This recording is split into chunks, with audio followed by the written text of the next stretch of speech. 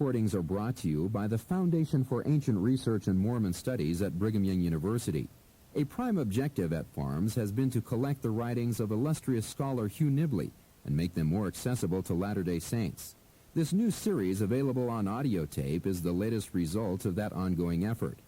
We hope that these audio recordings will acquaint a greater number of people with the brilliance of Brother Nibley's mind, his penetrating insight and majesty of expression that have awed and enlightened so many Latter-day Saints over the past 50 years.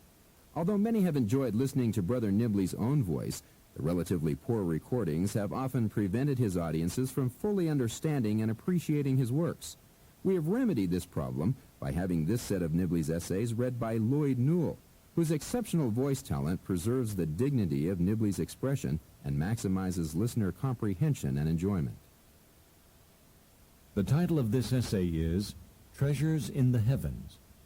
The material was originally presented in 1967 in Glendale, California, and it later appeared in Nibley's book, Old Testament and Related Studies. Treasures in the Heavens. As Christianity has been de-eschatologized and demythologized in our own day, so in the 4th century it was thoroughly dematerialized. And ever since then, anything smacking of cosmism, that is, tending to associate religion with the physical universe in any way, has been instantly condemned by Christian and Jewish clergy alike as paganism and blasphemy. Joseph Smith was taken to task for the crude literalism of his religion, not only talking with angels like regular people, but giving God the aspect attributed to him by the primitive prophets of Israel, and strangest of all, unhesitatingly bringing other worlds and universes into the picture. Well, some of the early Christian and Jewish writers did the same thing. This weakness in them has been explained away as a gnostic aberration, and yet today there is a marked tendency in all the churches to support the usual bloodless abstractions and stereotyped moral sermons with a touch of apocalyptic realism, which indeed now supplies the main appeal of some of the most sensationally successful evangelists.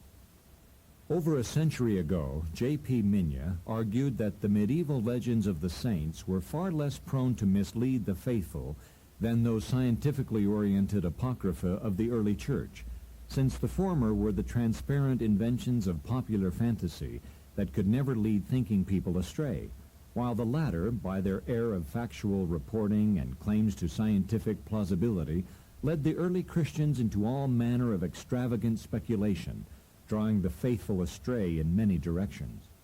To appreciate the strength of their own position, Latter-day Saints should not be without some knowledge of both these traditions. Since the cosmist doctrines have been almost completely neglected, here we offer a look at some of them. The canonical writings and the Apocrypha have a good deal to say about treasures in the heavens. If we compare the treasures passages in a wide sampling of these writings, including those of Qumran, Nag Hammadi, and the Mandeans, it becomes apparent that treasures in the heavens is a part of a much larger picture, a cosmist view of the plan of salvation that was rejected by the official Christianity and Judaism that emerged triumphant in the 4th century, but seems to have been prevalent throughout the Near East in an earlier period. There is no better approach to the study of this strange and intriguing doctrine than an examination of the treasures in heaven. We begin with the surprising fact that the treasures in the heavens were not allegorical, but real. That the life-giving treasures of the earth, particularly the golden grain that was anciently kept in a sacred bin, really comes from the sky is apparent to everyone. The miracle of the bounties of heaven literally pouring from the treasure houses of the snow, the terrible storehouses, is an awesome sight and a joyous one. But without a benign intelligence to administer them, the same elements that bestow life on man can wreak frightful destruction. Hence it is plain that a measure of knowledge, skill, and benevolence is necessary to convert the raw elements into useful gifts. Thus, when one speaks of treasures in the heavens, one means not only the vast secret chambers of the rain, snow, and hail, but also the deep hidden wisdom and the power necessary to control them. God's treasury is a source not only of the elements that sustain life, but also of the light and knowledge that endow them with that power. The life-giving fusion of divine wisdom with primal element is often described in religious texts as a fountain, as the overflowing waters which shine, coming from the treasure chest of radiance, along with all the other shining treasures. Thou hast established every fountain of light beside thee, says Baruch, and the treasures of wisdom beneath thy throne hast thou prepared. The concept is more than a figure of speech. The heavenly waters, important for life on earth, to be effectively used, must be gathered in and assigned to particular treasure houses. We are introduced to that physical part of the heavenly treasure in a grandiose scene in which we behold a great council in heaven being held at the creation of the world. There, God, enthroned in the midst of his heavenly hosts, explains the plan of creation to them, and then opens his treasure chest before them to show them the wondrous store of stuff that is to be used in making a world. But the new world is still in a preliminary state, like unripe fruit that does not know what it is to become. It is not until we get to the doctors of the church, wholly committed to the prevailing teachings of the schools, that we hear of creation ex nihilo. Before then, creation is depicted as a process of imposing form and order on chaotic matter. The world is created for the specific purpose of carrying out a specific plan, and the plan, like the creation itself, requires strict organization. All creatures have their work assigned them in the coming world, to be carried out at predetermined times and places. When the plan was announced to the assembled hosts, and the full scope and magnanimity of it dawned upon them, they burst into spontaneous shouts of joy and joined in a hymn of praise and thanksgiving, the morning song of creation, which remains to this day the archetype of hymns, the great acclamatio, the primordial nucleus of all liturgy. The creation drama, which is reflected in the great year rites all over the ancient world, does not take place in a vacuum, but in the presence of God, seated in the midst of his holy ones, with whom he takes counsel, they being his mind and mouth on the occasion as he is theirs. Though the plan from first to last is entirely God's own, he discusses it with others, consulting the souls of the righteous before deciding to create the world, not because he needs their advice, but because the plan concerns them and requires their maximum participation in it. The discussion was a lively one. Apart from those rebellious angels who rejected it entirely, there was a general protest that the plan would be too painful for some parties and too risky for all. It was the generous voluntary offering of the Son of God that settled the question. Those who embrace the plan wholeheartedly on this earth are the elect, the people of the plan, chosen from the foundation of the world. They form on earth a community dedicated to the faithful working out of God's plan, in close cooperation with the heavenly hosts. They alone have access to the heavenly hidden treasure, because they alone covet and seek it. What most thrills the psalmist of Qumran as he sings of the bounteous fountain of God's hidden treasures is the thought that he is not only a beneficiary of God's plan, but was actually taken into his confidence in the making of it. He was there.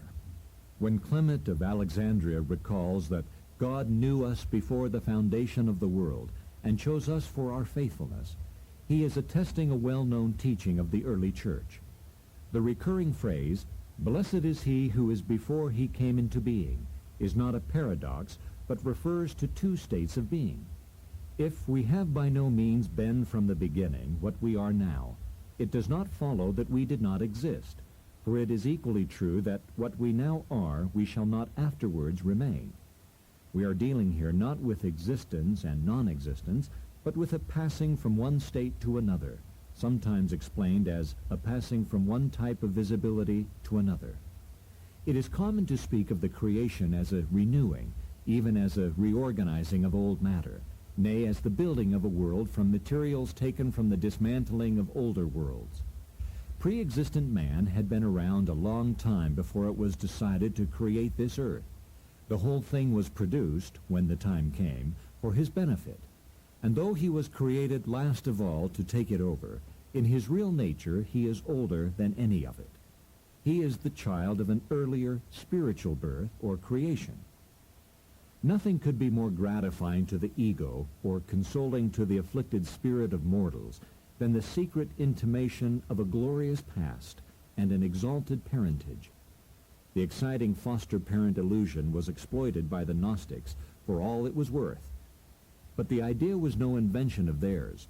It was the thought of his pre-existent glory that was Job's real comfort. Where wast thou when I laid the foundations of the earth, when the morning stars sang together and all the sons of God shouted for joy?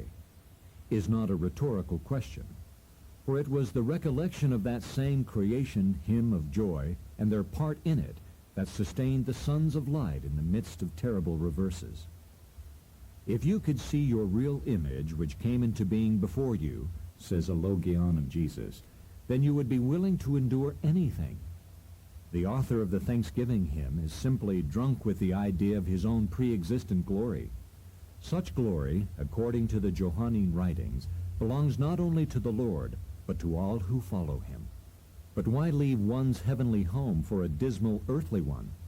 To that question, constantly reiterated in the Mandean writings, the Gnostic answer was that we were forced to make the move as a punishment. But the treasure doctrine was the very opposite.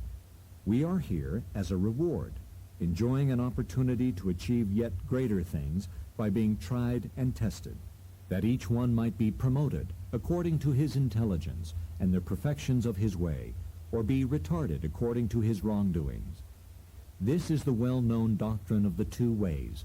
For this reason the world has existed through the ages, says the Clementine Recognitions, so that the spirits destined to come here might fulfill their number, and here make their choice between the upper and the lower worlds, both of which are represented here.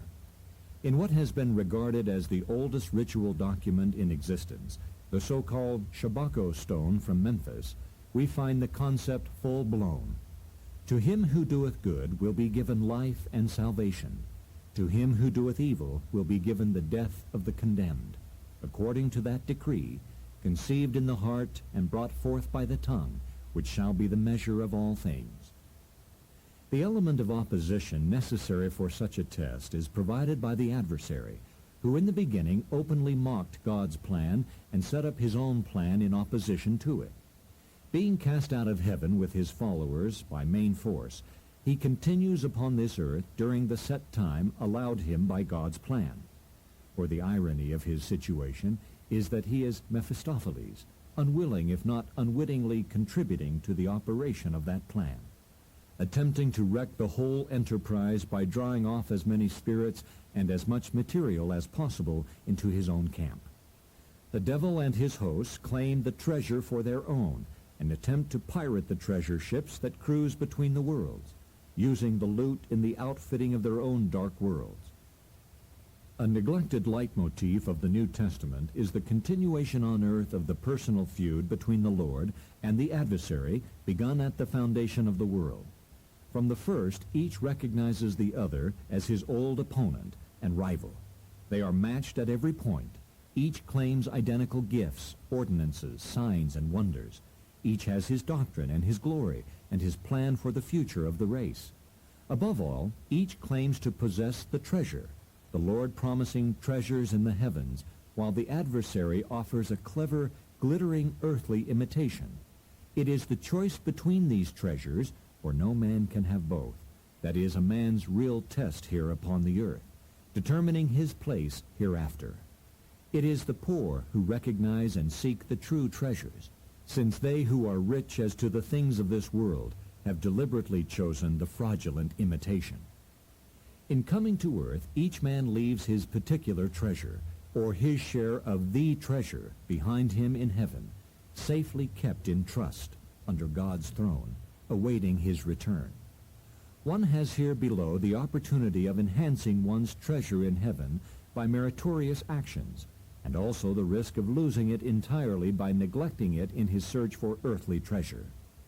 Hence the passionate appeals to men to remember their tremendous stake on the other side and not to defraud themselves of the glory that awaits them by seeking the things of the world. To make the treasure test a fair one, the two treasures are placed before us on an equal footing, the doctrine of the two ways. their two natures being mingled in exactly equal portions in every human being.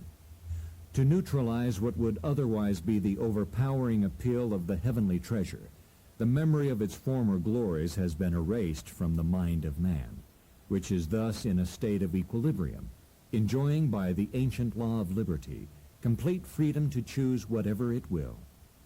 In this state, whatever choice is made represents the true heart and mind of the one who makes it.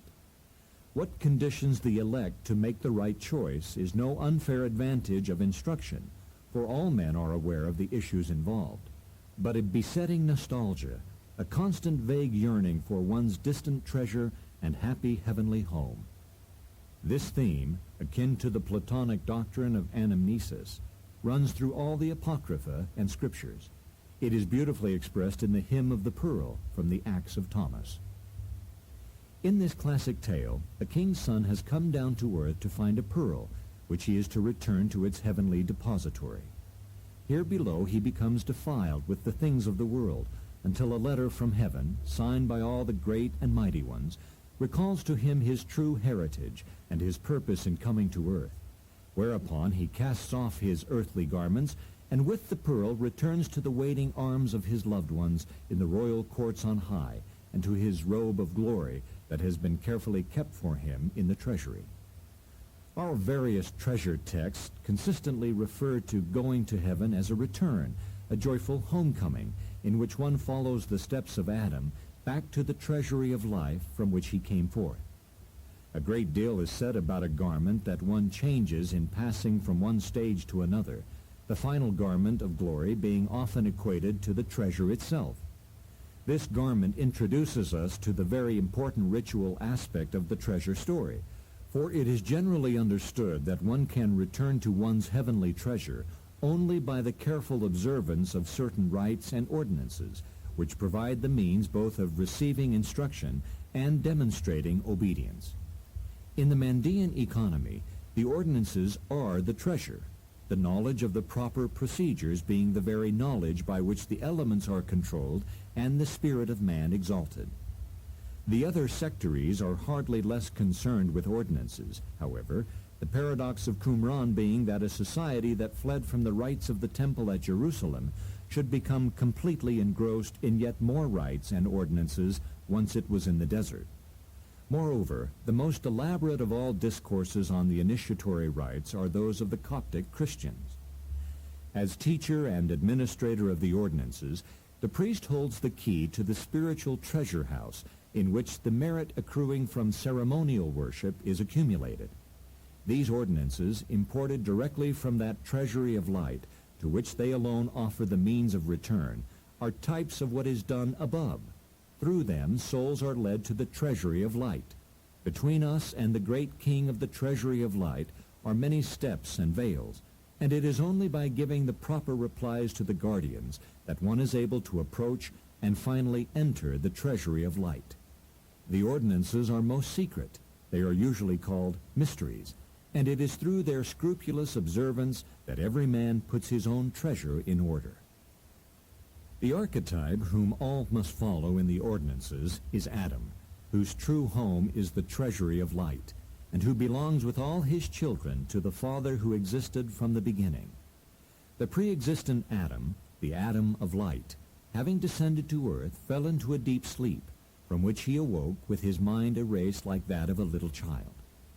He was thus in a state to undergo impartial testing, but in his new helplessness he needed instruction. This was provided by a special emissary from the treasury of light, the Sent One. The Sent One is often a commission of three, the three great men who waken Adam from his sleep and immediately set about teaching him what he should know and do in order to return to the house of light from which he had come. The Sent One may be Michael, Gabriel, or the Lord himself, but whoever holds that office always has the same calling, namely, to assist the souls of men to return to the treasury of light, when the Lord, as the supreme example of the Sent One, descends below to deliver the spirits that sit in darkness. They hail him as Son of Glory, Son of Lights and of the Treasures.